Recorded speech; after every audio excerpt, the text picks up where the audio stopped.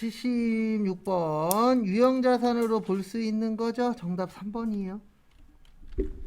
일단 1번에 보시면 소프트웨어, 그 다음에 2번에 보시면 특허권, 4번에 보시면 광어권이 무형자산입니다. 그래서 정답은 3번이세요. 그 다음에 77번 옛날에는 현금 등가물이라 그랬습니다. 지금은 현금성 자산이라고 해요. 그래서 통화 및 통화대용증권, 요구불예금, 당좌하고 보통 현금성 자산, 취득 당시 만기가 3개월 이내일 때. 그래서 정답 2번이에요. 1년은 아닙니다. 3개월이에요.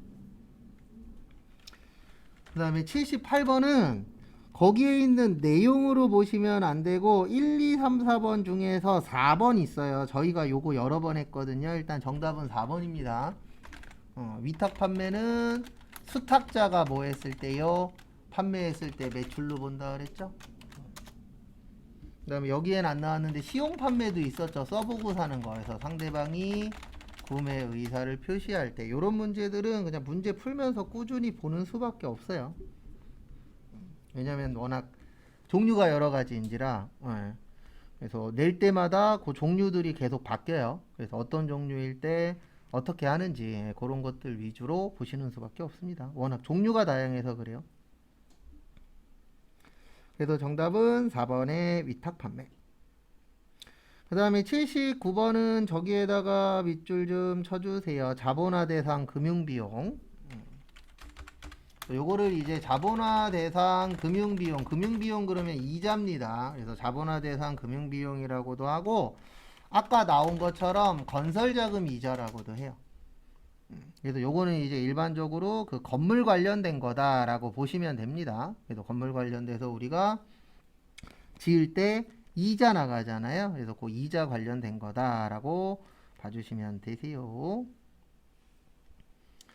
그래서 내용은 이렇게 되는 겁니다. 어떻게 되냐면은요, 기간이 일단 1년 넘어야 돼요. 왜냐면 우리가 일반적으로 건물 짓는데 1년 이상 시간이 필요하잖아요. 그 다음에 두 번째로 이제 무슨 처리하자? 자산 처리하자. 그래서 매번 설명드리지만 아파트를 빨리빨리 짓는 이유가 여러 가지 있는데 그 대표적인 이유는 다 돈이에요. 왜냐면 건설회사 입장에서는 빨리 지어야 100원이라도 더 가져갈 수 있으니까. 그래서 금융비용이 아닌 것이죠. 정답은 4번입니다. 왜냐면 저기에다 밑줄 치세요. 단기. 우리 단기면 몇 년 이내죠?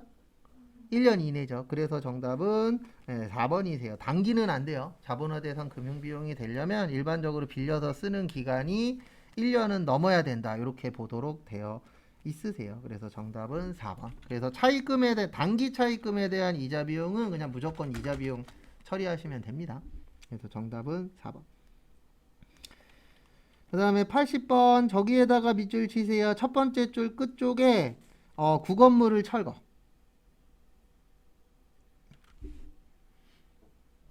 그래서 건물이 있는 토지 구입 후 건물 철거 비용이라고 나오거든요. 그러면 요거는 토지의 부대 비용으로 봅니다. 그래서 지금 같은 경우죠.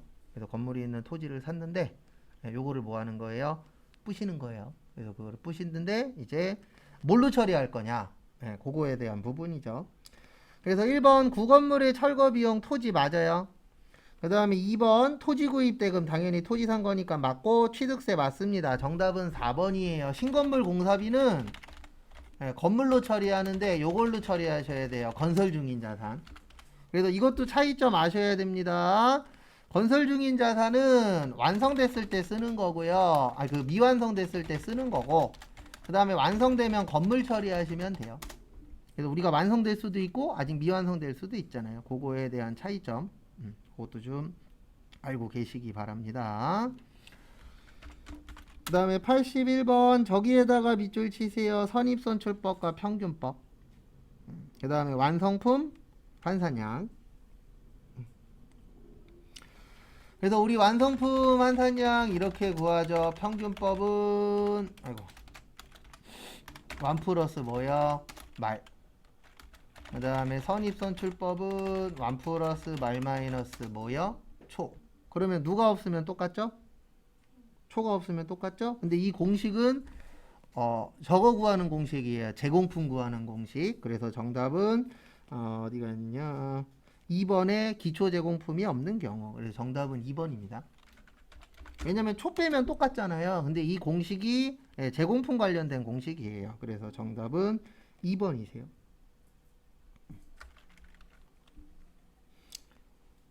그 다음에 이론 본인이 풀어봐서 개수가 좀 안 나오시는 분들은 반복 좀 하세요. 우리 저번에 풀었던 전산회계 1급도 120개 푼 거 있잖아요. 그것도 좀 보시고 얘도 좀 보시고 시험 볼 때까지는 우리가 할 수 있는 건 반복밖에 없어요.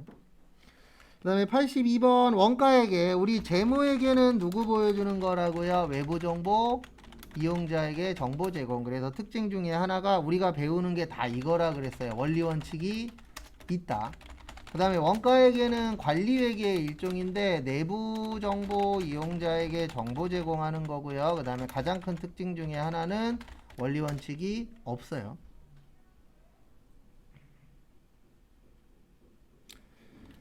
그래서 이제 요걸 가지고 보시면 1번 경영자들의 각종 의사결정 및 통제에 필요한 거 맞고요.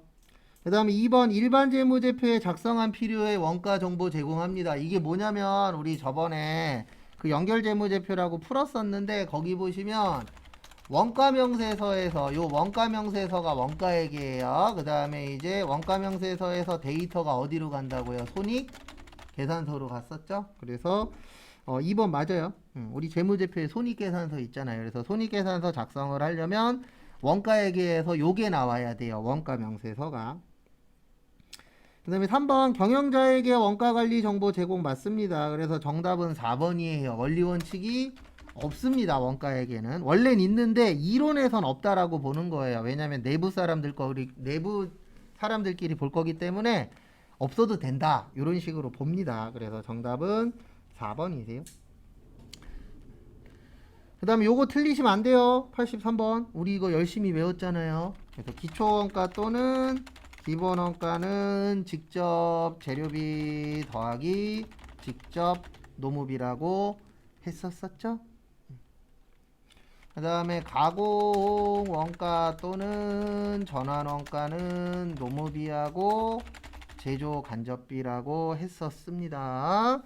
그래서 거기 지문 보시면은요, 가공원가는 노무원가하고 간접원가. 정답은 1번. 그래서 1번이세요. 그 다음에 84번. 저기에다 밑줄 치세요. 첫 번째 줄 끝쪽에 노무비 기준. 저는 이런 걸 보고 뭐라 그러냐면 회계시험이라고 안 하고 국어시험이라 그래요. 왜냐면 이런 문제가 결론적으로는 그냥 말장난 문제거든요. 그래서 이거는 말뜻을 이해하냐 못하냐의 싸움이 될 거예요. 그래서 저는 이런 문제들은 그냥 국어시험이다 이렇게 표현을 합니다. 그래서 거기 보시면 제조간접비 발생액이 5,000원이고 그 다음에 재료비가 10,000원이고 그 다음에 노무비가 5,000원이래요. 그 다음에 누구 기준이래요? 노무비 기준이래요. 그래서 거기 다음 페이지 보시면 여기 보세요. 간접비도 5,000원, 노무비도 얼마죠? 5,000원이죠. 그래 노무비 기준으로 하면은 노무비의 몇 프로예요? 100%죠. 그래서 정답 1번. 그냥 말장난 문제예요. 5,000원, 5,000원이면 100%잖아요. 근데 누구 기준이라 그랬어요? 노무비 기준. 그리고 만약에 이게 시험 문제가 재료비 기준이라고 나오면 정답은 4번이에요. 왜냐면 재료비는 10,000원인데 간접비는 얼마죠? 5,000원이죠. 그래서 시험 문제 푸실 때 진짜 조심하셔야 되는 것 중에 하나가 지문이에요. 왜냐면 지문 잘못 읽으면 당연히 잘못 푸는 게 맞습니다. 지문 잘못 읽었는데 맞췄어. 그러면 진짜 잘 찍은 거고 대부분 지문 잘못 읽어서 틀리시는 경우들이 대다수예요. 그 다음에 85번 보시면 저기에다 밑줄 치세요. 개별 원가 계산. 그래서 개별은 비싼 거, 종합은 싼 거. 그래서 일단 정답은 3번이에요. 다품종, 소량, 주문. 그 다음에 소품종, 대량. 그 다음에 작업 지시서, 제조 지시서, 원가표. 그 다음에 공정하고 완성품 안산량. 근데 거기 3번 보시면 공정 나왔죠? 공정 나왔으면 무슨 원가예요?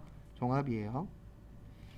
그 다음에 제조 간접비의 배부가 중요하다. 그 다음에 누가 중요해요? 기말 제공품. 그래서 정답은 3번. 왜냐면 공정 나왔으니까. 그 다음에 86번 정답 3번입니다. 일단 우리 면세 나오면 우리가 일단 불완전 면세 제도라고 해요. 왜냐면 환급이 안 됩니다. 그 다음에 우리 살아가는데 꼭 필요한 기초생활 필수품에 쓰고 주로 저소득층에서 많이 활용을 합니다. 그 다음에 역진성 완화해주기 위해서 있는 게 면세예요.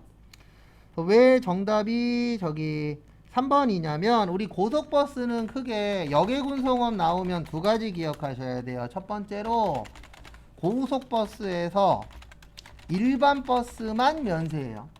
우리 고속버스 터미널 가면은 대표적으로 세 가지가 있습니다. 하나는 뭐냐면 일반 버스, 우리가 가장 많이 타는 그 45인승. 그 다음에 우등 있고 프리미엄 버스라고 있어요. 프리미엄 버스 일명 황제버스라 해서 누우면서 가는 거. 그 다음에 우등은 24인승인가 27인승인가 해서 훨씬 더 넓게 탈 수 있는 거 있죠. 근데 그 중에서 무슨 버스만 면세라고요? 일반만 면세예요. 그래서 요거 하나 기억하시고, 그 다음에 또 역외군송업 나오면 하나 더 기억하셔야 되는 게 전세 버스만 세금계산서 발행 가능합니다. 그래서 정답은 3번이에요. 왜냐하면 고속버스는 면세도 있고 뭐도 있어요? 과세도 있습니다. 그래서 두 가지가 같이 있는 곳이라고 봐주시면 되세요. 그래서 정답은 3번. 그러니까 뭐 나오면 뭐 이런 식으로 기억해야 되는 것들이 있는데 역외군송업 나오면은 제가 지금 정리해 드린 거 그걸 좀 기억하셔야 맞추기가 편합니다. 그 다음에 87번 일단 정답은 1번이에요. 그래서 왜 1번이냐면 우리 이거 저번에 얼마 전에 쪽지 시험 봤잖아요. 의제 매입세. 이런 거 맞추려고 외운 거예요. 그리고 내일부터 또 써먹어야 돼요. 그래서 매입은 살 때 면세의 원재료고 가공해서 팔 때는 뭐가 되는 거예요? 과세. 그 다음에 102분의 2라 그랬죠? 중소제조기업 개인은 104분의 4. 그래서 103분의 3은 없어요 일단. 이건 옛날 거예요. 그래서 지금은 없다라는 거. 그 다음에 저기 음식점 중에서 법인은 106분의 6. 그 다음에 개인은 108분의 8. 그 다음에 음식점 개인 중에서 영세하신 곳 2억 원 이합하시는 데는 109분의 9. 그 다음에 저기 제조업은 제조업이라네. 농어민은 제조업만 가능. 그 다음에 업자하고 거래할 경우에는 꼭 계산서나 신용카드로 해라. 증빙 받아라 그 뜻입니다. 그래서 정답은 1번. 그 다음에 2번에 보시면 구입 시점이라고 되어 있는데 의제 매입세액은 구입 시점이고요. 그 다음에 감가상각은 사용 시점이에요. 그래서 2번도 맞습니다. 그 다음에 업종은 상관없어요. 구조만 이렇게 되어 있으면 돼요. 그래서 구조가 살 때는 면세야. 근데 팔 때는 과세야. 요런 업종들이면 다 됩니다. 그 다음에 의제 매입세액 받고 팔아먹으면 의제 매입세액 당연히 재계산해야 됩니다. 왜냐면 의제 매입세액을 해주는 이유가 뭐예요? 면세 사업자들 세금 덜 내게 하려고 만들어 놨는데 이거를 세금만 빼고 딴짓을 해. 그러면 이런 부분에 대해서는 당연히 인정해주면 안 되겠죠. 왜냐면 이런 거 인정해주면 또 딴짓하는 사람들이 늘어나니까. 그래서 정답은 1번이세요. 87번 안 했나요? 아이고 감사합니다. 정답 4번이요. 87번 빼먹었네요. 87번이라고 써놓고 88번 풀었구나. 87번은 정답 4번이에요. 왜냐면 우리 재화의 공급이 아닌 것에 뭐뭐뭐 있었어요? 물납, 담보, 공매 및 경매 사업의 포괄량도 있었죠. 그래서 정답은 몇 번이요? 4번. 담보는 공급 아닙니다. 그 다음에 89번 저기에다 밑줄 치세요. 부동산 임대소득이 아닌 것. 그래서 무슨 권으로 끝나면 기타 소득이라고 생각하세요. 그래서 정답은 3번입니다. 지상권의 대요. 네, 광업걸자가 채굴에 관한 권리 빌려주는 건 부동산 임대소득으로 봅니다. 일단은 요건 좀 기억하세요. 무슨 권으로 끝나면 기타 소득이 많다. 그것만 좀 봐두시고 90번은 저희 이제 내일부터 해요. 그래서 내일 오실 때 저거 나이하고 소득 있죠. 그거 다시 외워갖고 오세요. 내일부터 이제 그거 가지고 또 문제 그 실기 해야 되니까 나오실 수 있는 분들은 최대한 나오시고. 그래서 90번 보시면 이거 추가 공제라고 하는데 일단 거기 보시면 70세 이상 있으시죠? 요분들 100만원 맞아요. 정답은 2번이에요. 장애인 분들은 200만원 빼주도록 되어 있습니다. 법에. 그래서 정답은 2번. 그 다음에 기본공제 대상자가 6세 이하의 직계비속인데 이건 없어졌어요. 그래서 X 하시고 6세 이하의 직계비속은 없어졌습니다. 이거 옛날 문제라 그래요. 그 다음에 4번에 별표 3개 치세요. 그래서 4번에서는 뭐 기억하셔야 되냐면 이거 부녀자 공제라 그래요. 그래서 부녀자 공제 나오면 요걸 좀 기억을 해 주셔야 돼요. 일단 3천만원 이하. 그래서 월급이 3천만원 이하이신 분들. 그 다음에 두 번째로 총 두 가지가 있어요. 하나는 배우자가 있는 여성. 그래서 이 부녀자 공제를 이 기자들이 맞벌이 공제라고 이렇게 표현을 많이 해요. 왜냐면 부녀자 공제 그러면 좀 이해하기가 불편한데 맞벌이 공제 그러면 우리 다른 건 몰라도 맞벌이가 뭔진 대부분 알잖아요. 근데 부녀자 그러면 조금 더 친숙하지가 않아서 워낙에 맞벌이 많이 하니까 일명 맞벌이 공제라고 표현합니다. 그 다음에 50만원 맞아요. 50만원 맞고 그 다음에 또 하나는 배우자가 없는 여성으로서 세대주여야 됩니다. 배우자가 없을 때에는. 그래서 세대주이면서 부양가족이 있을 때. 그래서 여기에서 말하는 부양가족은 뭐 부모님일 수도 있고 형제자매일 수도 있고 그럴 경우에 이제 부녀자 공제가 되세요. 그리고 이 부분은 내일 하고 3일 동안 화수목 3일 동안 해야 되거든요. 그 실기를. 그래서 그때 이제 계속 반복을 할 겁니다. 그리고 이번 주에 저기 결산 하나 숙제 하나 더 내드리고 다음 주에 결산 평가 볼 거예요. 원래 이번 주에 봐야 되는데 아직 준비가 많이 덜 된 것 같아서 그렇게 해서 보고 그 다음에 잘 안 되는 거 있으면 얘기하세요. 왜냐면 이제 기출문제 풀다 보면 시간이 조금씩 남아요. 그래서 아무 얘기 없으면 그냥 제가 하려고 하는 거 그냥 할 거고 얘기가 있으면 거기에 맞춰서 조금이라도 풀어드릴 테니까 잘 안 되거나 그런 거 있으시면 이야기하세요. 그 다음에 91번부터 105번까지 12시 반까지 풀어보십시오.